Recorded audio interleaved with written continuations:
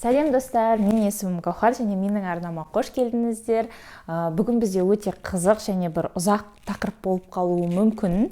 Егер де телефонды қарап отырған болсаңыздар, өзіңізбен су немесе шай құйып алып алыңыздар. Менде бұл жерде су. Ал егер үйдің шаруасын жасап жүріп, мені тыңдап жүрген болсаңызда, анда-санда су ішіп қойып тұрыңыздар, себебі су адам ағзасына пайдалы десем ба. Енді видеоның тақырыбын сіздер көріп тұрсыздар, не үшін мен бұл тақырыпты таңдадым? Себебі бұл қазіргі заманның, біздің қазақ қоғамының қазіргі дертіне айналып бара жатыр, яғни ажырасу көп.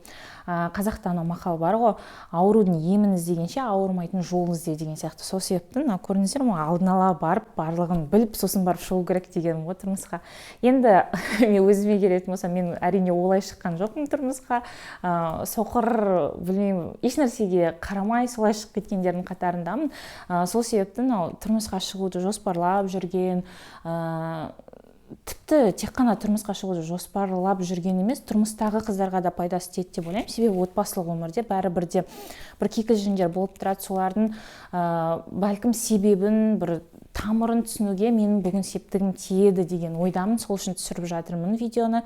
Одан басқа тіпті тұрмысқа шығуды ойламай жүрген бір сіңілдеріңіз болса да жіберіп қойыңыз, себебі ол ақпарат. Предупрежден, значит вооружен деген сөз бар ғой. Осы нәрселерді естіп алса, артынан бір миында, миының бір қабатында сақталып қалады да бұл ақпарат. Сол себепті қай бір адам болса да, әйел адам болса да, барлығының бір кәдесіне жарайды деп ойлаймын ішіндегі нәрселер, айтқан нәрселерім. Ал енді тұрмысқа шықпай тұрып, мен не нәрсеге баса назар аудару керек, не нәрсені проработка жасау керек, қазіргі модный сөз, сол нәрселерді айтқым келіп тұр. Бұл негізі видео менің өзімнің тұрмысқа шықпай тұрған кезіме 24 жасар, мен 24 жасында тұрмысқа шықтым, 24 жасар Гаухарға өзімдік бір ақылым, кеңесім, сен осыларды істеген кезде бәлкім сен отбасылық өмірдегі кейбір нәрселерді басыңнан өткізбес едің, сол нәрселер болмас еді. Бірақ тағы да айта кетейік, бізде бір керемет хадис бар, егер деген сөз, немесе аят, есімде жоқ, егер деген сөз, жалпы если бы деген сөз шайтанға жол ашып береді дейді. Сол себепті олай өкінудің де қажеті жоқ, себебі ол сенің өмірінде кездескен сынақ, ал сынақ ол адамды өсіреді, дамытады. Мысалға, менің қазіргі осындай тұжырымдарға келуім сол алдымнан шыққан сынақ, қиындықтардан айығуыма, содан білім ізденуіме әкеп соқты. Содан мен өстім, және де мен өстіп қазір ақыл айтып отырмын десем. Енді бір ақыл айтқандай боласың ғой, но керегін аласыз, керек емесін тастайсыз ғой. Андай ешкімге бұл менің айтқаным, это последняя инстанция истины деп айта алмаймын. Бұл соңғы ақиқат емес, әрине. Ізденіңіз, оқыңыз, менің де айтқан нәрсемді бір ойыңызға түйіп қойыңыз. Әрине, мен өзім инстаграмда да үнемі айтам, сыни ойлауды қосыңыз, сүзгіден өткізіңіз деп. Сол себепті сол. Ендеше кеттік. Ең бірінші тұрмысқа шықпай тұрып, мен әкемен қарым-қатынасымды дұрыстайтын едім. Енді мен қазір өзімнің өмір баяныма кетіп қалмайын, жалпы менің әкеммен қарым-қатынасым, қалай айтсам болады, өте нашар болды деп өзінің атымен айтайық, өте нашар, ренішім көп болды. Себебі әке-шешем ажырасып кеткен. Олар ажырасқан кезде мен 7 жаста болдым. 7 жаста болдым, одан кейін анам Түркініне кетіп қалған, басқа қалада, мысалға бұл жақта әкем Сатпаевта болса, мама Атыраудікі, солай Атырауға кетіп қалған. Енді ойлаңыздар, вообще жердің Қазақстанның бір шеті мен бір шеті ғой, былай алып қарасаң. Одан кейін мен әкемді көрмегем. Енді терең кіріп кетпей қояйын, бірақ та менде әкеме деген көп реніштер болатын, қабылдамау болатын. Одан кейін мен әкелік қамқорлықты көрмегендіктен, мен өзіме өмірлік серік таңдау кезінде әкені іздегендігімді түсіндім. Маған бір қамқор болатын, менің қызындай көретін, бір сондай бір ер адамды іздегенімді. Мен өзіме өмірлік жолдас емес, күйеу емес, керісінше бір папаны іздегенмін да, солай таңдағам жолдасымды. Ол негізінен қате түсініп, неге? Себебі сенің жолдасыңда, мысалы менің жолдасымда, мен сияқты адам, біз бір деңгейде тұрған адамдармыз, ол маған ешқалай әке бола алмайды, ол маған ондай әке сияқты қамқорлық, әке сияқты бір еркелету деген сияқты нәрселерді бере алмайды. Себебі біз құрдаспыз, біз тең адамдармыз.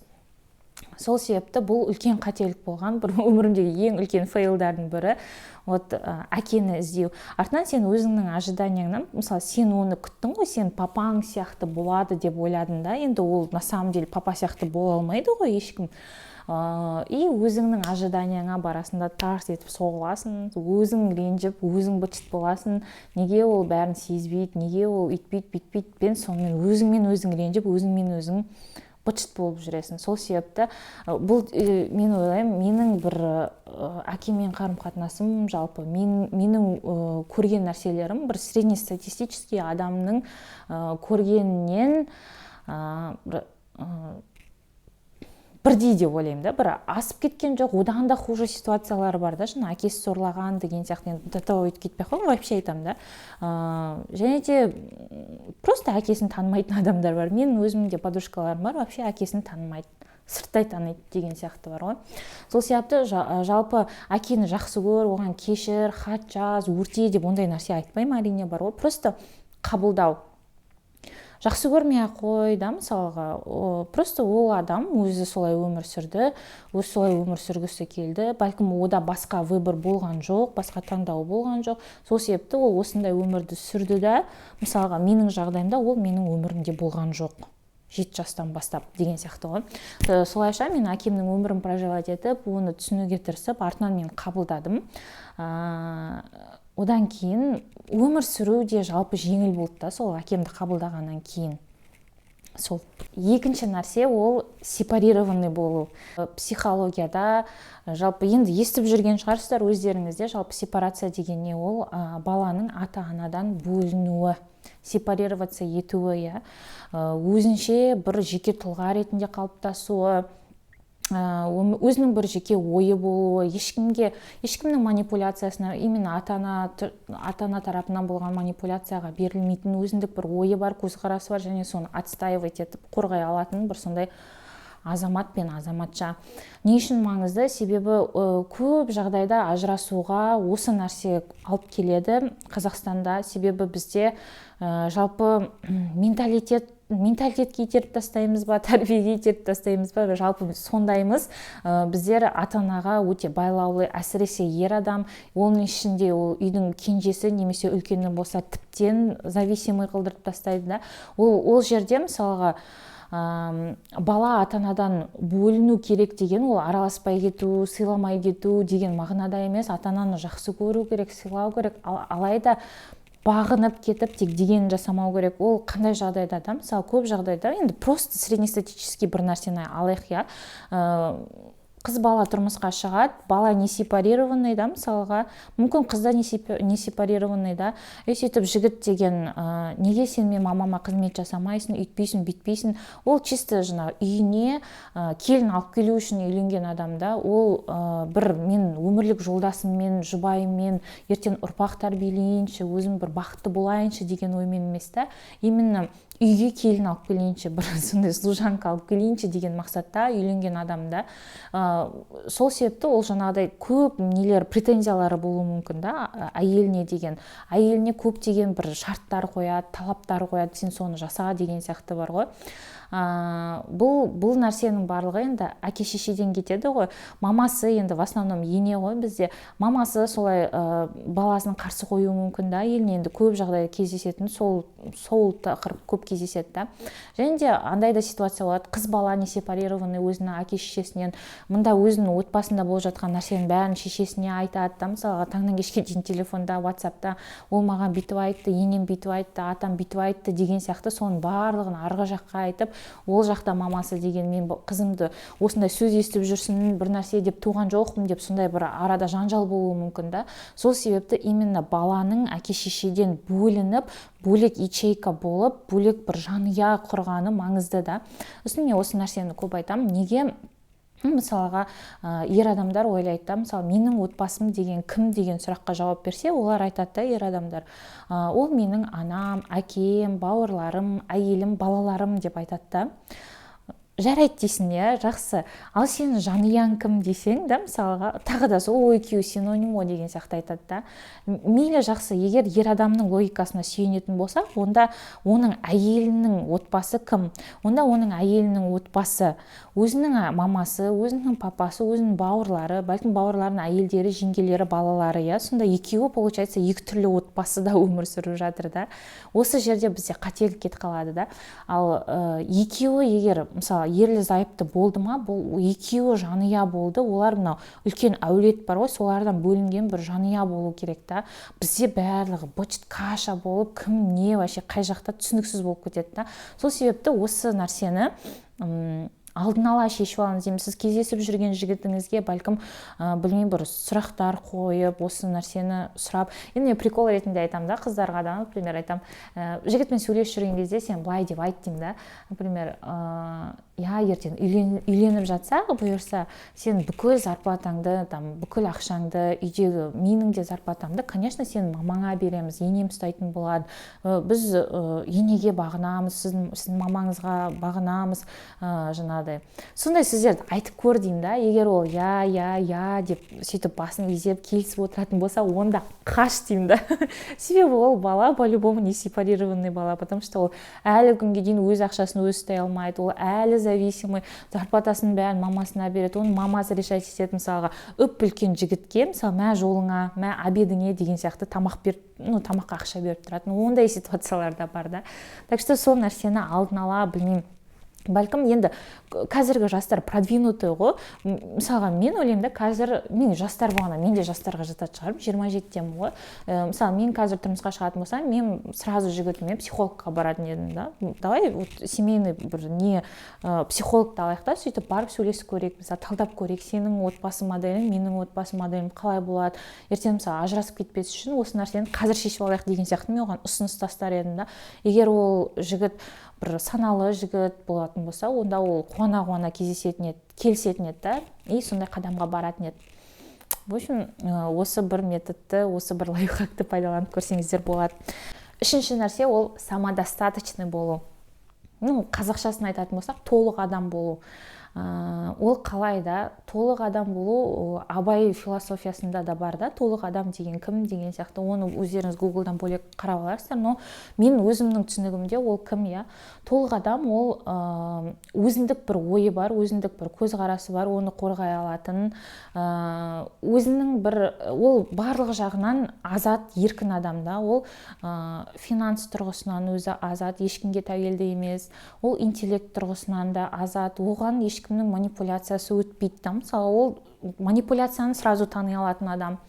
Одан кейін оның физикалық түрде ол еркін, азат да. Мысалға, ешқандай аурулардан, енді отбасы құратын кезде денсаулық енді керек нәрсе да, себебі сіздер ертең ұрпақ алып келесіздер деген сияқты ғой, енді бірден болмаса да жоспарлайсыздар деген сияқты, физикалық түрде азат болу керек деп ойлаймын. Одан кейін білім жағынан да өте тұрмысқа шығар алдында бір белгілі бір деңгейде білім болса екен деп ойлаймын да. Ол қандай білім? Ол рухани білім, ол жаңа интеллектуалды білім да. Мысалға көп қой, енді сіз жан-жақты болған дұрыс деп ойлаймын. Себебі тұрмысқа шыққаннан кейін, енді бұл айтылып жатқан нәрсе әйел адамдарға болғандықтан кейін, тұрмысқа шыққаннан кейін көп әйелдерде бір тоқырау болып, бәлкім оқымай, білім алмай, ізденбей қалатын кездер болады да. Себебі ол бала туады, декреттік демалыста болады, сен бір жағында баланы қарайсың ба, бір жағынан білім алып жатасың ба деген сияқты ғой.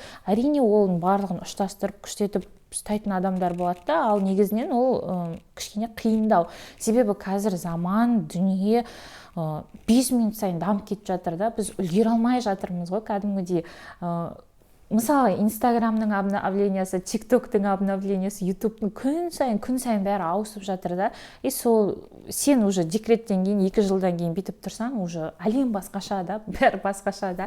Сол себепті оған дейін кәдімгідей бір күшті бір багаж знаний болса, фундаментіңіз болса, артынан, конечно, ілесіп кете бересіз ғой. Вот енді менің түсінігімде ол толық адам идеясы осындай. Сол себепті жаңағы нені айта кеткім келеді, финансовый независимый болу, ол міндетті түрде керек деп ойлаймын да. Себебі бүгінгі заманда бір ғана жігіттің табысына қарап отыру, күйеуіңнің табысына қарап отыру, ол бір өте қиын жағдай. Мысалға, мейлі сіз тұрмысқа шықтыңыз, сосын бала көтердіңіз деп айталық, жолдасыңыз ақша тауып жатыр, сіз де бәлкім жаңағы жұмысыңызды жасап жүрсіз, екеуіңізге вроде бы жетеді ақша. Ал одан кейін сіз баланы туасыз, декретке шығасыз ғой, уже сізде минус зарплата, тек қана күйеуіңіздің зарплатасы қалады, и плюс тағы бір бала келді дүниеге, ал ол кішкентай бала үлкен адам сияқты ақшаны талап етеді. И сол кезде сіздің жолдасыңыз вдруг аяқ астынан бала туылғаннан кейін оның зарплатасы x3 болып кету керек та. Потому что өзі бар, баласы бар, и сіз барсыз да. Қалай? Просто так отырады да, бір күні алады да, x3 қалай жасай алады деген сияқты ғой. Сол себепті мен айтпаймын барлығын өзің мойныңа алып ал, ойбай, баланы да мен асыраймын, үйт деп, ондай мықты әйел бол деп айтпаймын, нәзік әйел бол. Бірақ та бір өзіңнің бір финансовый подушкаң болғаны дұрысырақ деген ойға қосыламын. Одан кейін төртінші мәселе ол өзіңді тыңдап үйрену, өзіңнің ойыңды ашық айта білу және өзіңді қабылдау. Как бы банально это не звучало, қазіргі енді психологияда айтылып жатырған дүние, және мен өте қуаныштымын сол дүниелердің айтылып жатырғанына.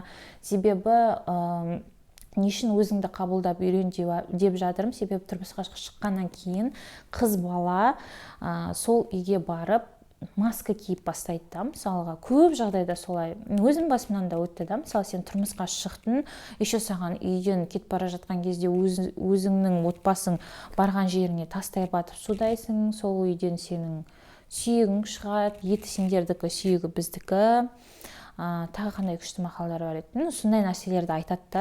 И сен соған кәдімгідей тойып алып кетесің, сол үйге барасың, сосын саған есіңе түседі сол нәрселердің барлығы. Еще мамаң айтқанда, мына ыдысты неге дұрыстап жумайсың, ертең барған үйінде енең ұрсатын болады, анау мынау салақсың деген сияқты мамаң айтқан. Сол енді сен барған үйіңе барынша мамаңның айтқан, миыңа құйған нәрселерін жасауға тырысасың ғой. Енді жақсы болуға тырысасың, барынша барлық нәрсені жүгіріп шауып, барлығын тек істей алатын адам құсап, білмеймін, ютубтан қарап. Мысалы, мен сондай подружкаларым бар, барған күні күш етіп кәдімгідей ресторанский тамақтар жасап, бір-екі ай кәдімгідей завтрак, обед, ужин сөйтіп уже үйретіп, өзі күшті болып жүріп, сөйтіп үйретіп тастаған, өзі робот сияқты сезініп бар ғой. Таңертең 6-да тұрам, сөйтіп бауырсақ, анау мынау, үйді жуып, жылтыратып, сөйтіп. Бірақ әйел адамда ресурс бітеді ғой, ол сен қашанғы солай шапқылай бересің, сен робот емессің да, мысалға.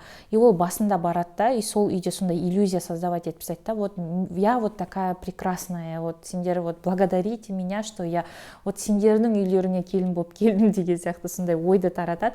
Олар да қандай күшті келін, үйтті, бүйтті, сөйтті деп сізді мақтайды да, и сіз сол мақтауға тойып аласыз да, и сөйтіп шаба бересіз, сосын бірақ қашанға дейін шабасыз да. Бір күні ол сенің үйіңде жаңағы адамдарға да ол үйреншікті жағдай сияқты болып кетеді. Ол келін ғой, оның міндеті ғой деген сияқты болады да. Артынан сен соның барлығын маска кигеніңді, сен оған онша қуанышты емес екеніңді да, мягко говоря, түсіне бастайсың да. Содан кейін уже жаймен мотивация төмендейді, депрессиялар басталады, неге мен бәріне должынмын ба, мен осы үшін өмірге келдім ба деген сияқты сұрақтар пайда болады. Сол себепті сол нәрсенің алдын алу үшін барған үйде бірден масканы шешіп барыңыз деп айтар едім да. Мен тырысам, жақсы болуға тырысам, әрине, бірақ мен де адаммын деген сияқты, мен де жаным бар, мен де ұйықтағым келеді да, мысалға кейде, мен де өзімді қалауларым бар деген сияқты, бір өзіңіздің бір приоритеттеріңізді қойып үйреніңіз да. Барған бойда тек басыңыз бүгіп алып, тек бәріне сәлем салып, тек бәрін жапыра бермей, просто кішкене өз-өзіңізді ұстаңыз. Сол түсінікті деп ойлаймын. Енді келесі тақырып, ол өзіңіздің шекараңыз болу. Енді қазір өте осы туралы ақпарат көп, жеке граница, жеке шекара деп айтып жатады. Ютубта да жазсаңыздар көп ақпарат шығады осы мәселеге байланысты. Бірақ өте орынды нәрсе деп ойлаймын, себебі бізде қазақ қоғамда тем более келін болған кезде сенде жеке граница деген мүлде жоқ, бәрі кірісіп жатады сенің өміріңе, бар ғой. Сен келген күннен бастап неге мынау киіп алдың, анау әдемі орамалыңды киіп ал, ана бүйтіп ал, сөйтіп ал, сондай басталады. Одан жақсы, одан өтесің, одан кейін басталады. Үйленгендеріңе бірдеңе болды, бірдеме бар ма басталады. Енді бұл кәдімгідей, білмеймін, менің миыма сыймайды, просто менің басымнан да өткен нәрсе да, мысалы бәрі солай сұрақ қойғысы келіп тұрады. Енді извините за выражение, но лезут тебе в трусы, да, былай қарап тұрсаң, сенің интимдік өмірің ғой, сен өзің білесің ғой ол жақта не болып жатырғандығын да. Өте сондай бір ашуым келеді кәдімгідей, осындай бір ақымақтық бір істер болады да бізде қазақ қоғамда. Сол сұрақты қойып, бір мейлі ғой да, мысалға егер әйел адам көтерсе сразу да жақсы, өзіне жақсы да, сөйтіп қуанып сөйтіп жүрген деп ойлайық та. Ал егер бала көтере алмай жүрген болса, сонда ойламайды да, жүрегін жаралаймын ау деген, менің шаруам қанша деген сияқты бар ғой, бір сондай бір айтып тұрмын ғой, ашуым келеді деп. Сол себепті сол жеке границаңызды қорғай біліңіз, қойып выстраивайте деп айтады, прям құрыңыз да сол шекараны, бар ғой, что сізге ондай біреу келді ма, онда сондай бір сұрақтармен, бір интимдік характерде, немесе басқа жеке шаруаңызға, жұмысыңызға байланысты, ақшаңызға байланысты бір нәрсе айтып жатыр ма, бірден тыйып таста деп айтар едім да. Мысалға, ол менің жеке шаруам, ол жерге сізге кірісуге мысалы қажет емес, ол сіздің шаруаңыз емес деген сияқты. Осындай резко қойып тастасаңыз өзіңізге жақсы да, ертең сізге ешкім кіріспейді, ол сіздің өміріңіз, сіздің отбасыңыз, жеке басыңыздың интимдік шаруасы. Сол себепті осы жерде жеке шекараңызды құрыңыз деп айтамын. Енді келесі айтатын нәрсе осы жерден барып шығады. Бірден тұрмысқа шыққаннан кейін бала көтерудің қажеті жоқ деп айтар едім. Бірден бала көтеріп, қалай айтса болады, қажет емес, короче. Себебі сіз енді тұрмысқа шықтыңыз, енді танысып үлгеріп жатырсыз, отбасыны көріп жатырсыз, жалпы қалай болып жатыр, не болып жатыр. Бірінші жолдасыңызбен, күйеуіңізбен сіңісіп, бір отбасы болып, бір-біріне бір жақтасатындай, бір-біріне қолдау көрсететіндей сондай бір стадияға өткеннен кейін барып, баланы жоспарлауға болатын секілді да. Мен білмеймін, өз басым баланы жоспарлауға екі қолмен замын. Нешінші бала болса да, ол бірінші бала болсын, екінші бала болсын, үшінші бала болсын. Білмеймін, әйел адамдар бізде қазір көп айта береді ғой, бізде жаңа ғой, сен шекараңа өту ғой, туып ал, бірінен соң бірін туып ал, пока жасын туып ал да, мысалға. Ал оған сенің денсаулығың кетеді, сенің нерв талшықтарың кетеді, мысалы сенің өмірің кетеді да ол нәрсеге. Басқаның не қатысы бар сенің өміріңе, мысалға да. Сен өзің білесің ғой, оны әрине бірінші Алла, біз жоспарлаймыз, біз бір нәрсені ойлаймыз, бірақ беретін Алла ғой бәрібір де. Бірақ сонда да ақылмен жасау керек та. Не үшін бізде Аллах тағала айтады, 2 жасқа дейін емізіңдер да, мысалы 1 жыл демалыңдар деп бар ғой. Себебі әйел адамның организмі, айтады ғой, бала туып ал, жасарасын деп. Оның барлығы өтірік әңгіме. Қалай әйел адам жасарады да, мысалға. Себебі ішінде адам өсті да, мысалға, бүкіл органдары қозғалды, бала шықты, бүкіл органдары бүйтіп ойнап қалды, ол қалыпқа келу керек пока, ол баланы емізу керек. Емізгенде де мысалы қанша гормональный процесстер болып жатыр, денемізде, вообще организмде, одан кейін қалыпқа келуге, мысалы 2 жыл сен емізсең, одан кейін қалыпқа келуге тағы да 1 жыл қажет болады да. Мысалы витаминдердің орнын толтыруға, жалпы өзіңнің дене бітіміңді ретке келтіруге, өзіңнің психологиялық, эмоционалды жағдайыңды ретке келтіруге әлі саған уақыт керек та.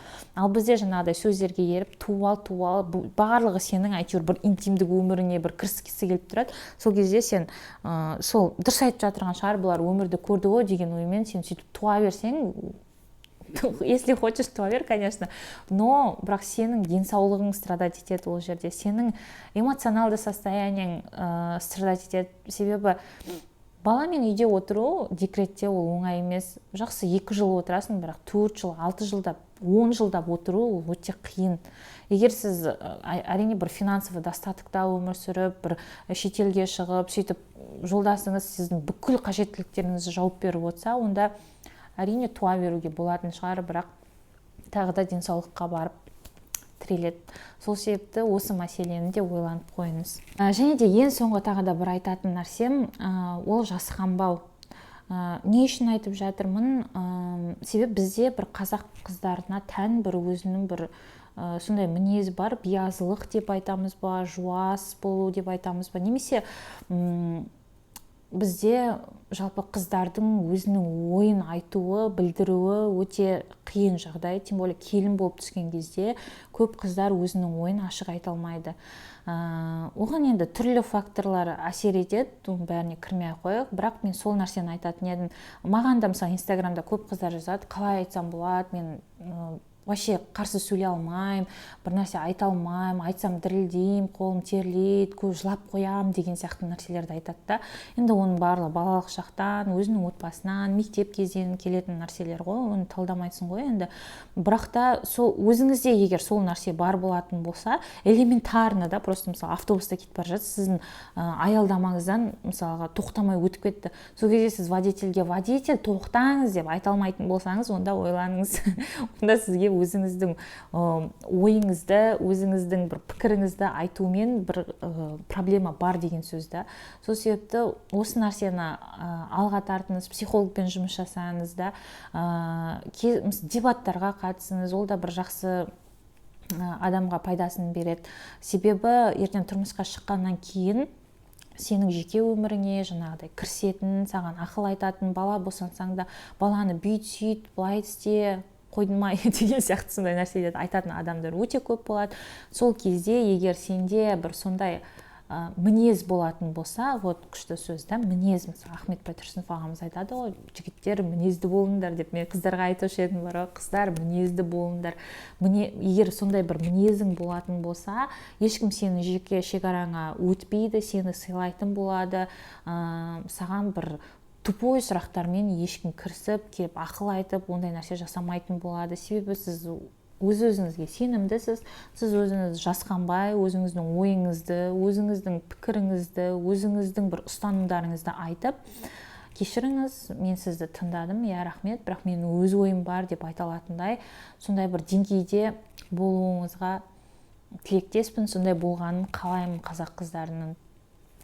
Сол осымен тамамдайын. Жалпы негізі айтқым келетін нәрселер де бар еді, бірақ видео тым ұзақ болып кетіп жатыр. Егер видео ұнаған болса, әрине лайк басыңыздар, комментарий жазыңыздар, және де не нәрсені алып қосар едіңіз, өзіңізге тұрмысқа шықпай тұрып қандай кеңес берер едіңіз, ең маңызды кеңесіңіз қайсы еді, оны да жазып кетіңіз. Себебі бұл нәрсе пайда береді. Себебі адамдар комментарийді оқыса да көреді осындай, мынандай нәрсе бар екен, андай нәрсе бар екен. Тіпті тұрмысқа шығып уже 3 бала туған қыздарда осыны көретін болса, біраз нәрсе ойланып қалатын еді.